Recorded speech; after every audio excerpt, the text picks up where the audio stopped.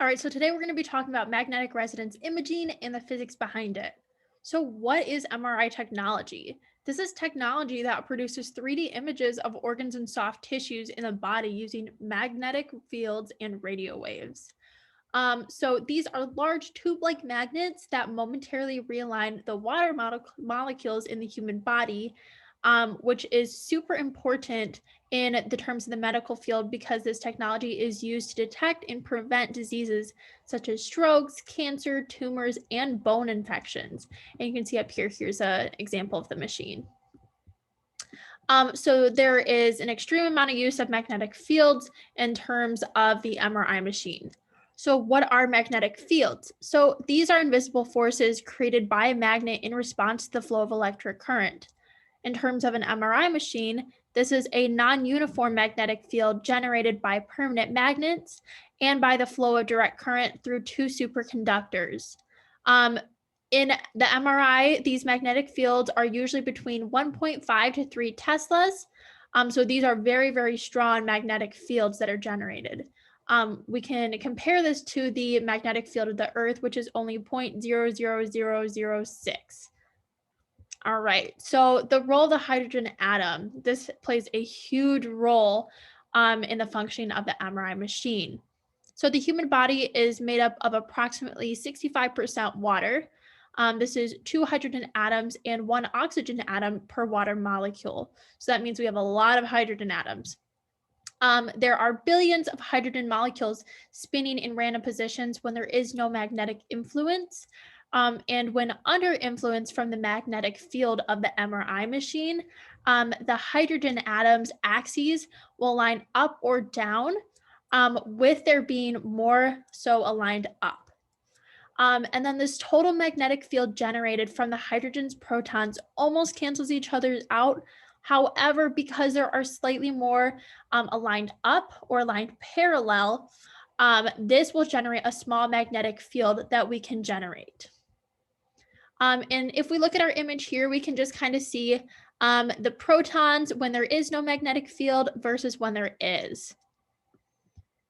All right, and so let's talk a little bit more in detail about the magnetic field spin and relaxation of those hydrogen atoms.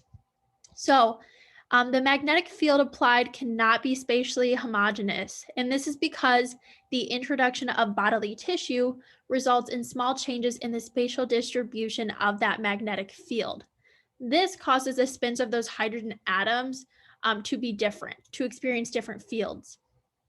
Overall, this will cause something called relaxation to occur, which is when there is a drop in signal due to the vector sum of the magnetic fields heading towards zero. And we can kind of see this in our diagram here in our graph, that signal is decreasing over time. These relaxation times are important determinants of MRI contrast and help to diagnose a range of pathologies.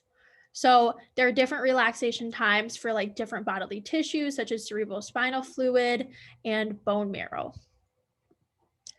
So how do we detect this magnetic field? We do this through what's called a radio frequency pulse, which will disturb all the protons at the same time to become out of alignment with that original magnetic field. The frequency of the radio frequency pulse must be the same as the frequency of the protons. This will allow resonance to occur, which will have those protons be allowed to absorb enough energy from that pulse to cause their axes to rotate away from the field. When that RF pulse is turned off, the protons will actually flip back and realign with that original magnetic field, causing a release of energy. And this energy is measured as an electrical current. And this is by coils that actually are surrounding the body in that MRI machine. This current is then mathematically converted using a Fourier transformation. And this is just really important in general because different bodily tissues will release a different amount of energy.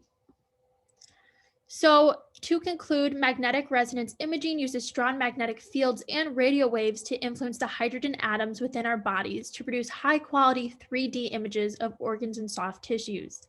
These images allow physicians to peer deep into the structure of the body to monitor or diagnose diseases otherwise missed. And here we just have a couple of images that are generated by MRI. here are our references. Thank you.